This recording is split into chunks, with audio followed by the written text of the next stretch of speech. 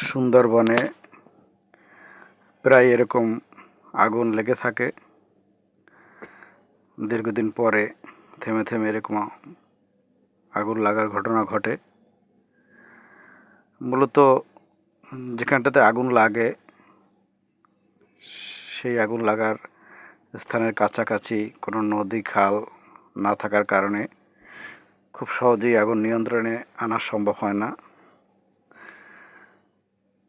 আর এইবারে যে আগুনটি লেগেছে, বাতাসের গতিবেগ মোটামুটি বেশি থাকার কারণে খুব সহজেই আগুন নিয়ন্ত্রণে আনা সম্ভব হয় না। আমরা দেখছি আগুন নিয়ন্ত্রণের জন্য বিভিন্ন বাহিনী কাজ করতেছেন যাতে আগুন নিয়ন্ত্রণে আনা যায়। টানা তৃতীয় দিন পরে চতুর্থ দিনে এসে সুন্দরবনে আগুন কিছুটা এখন নিয়ন্ত্রণে।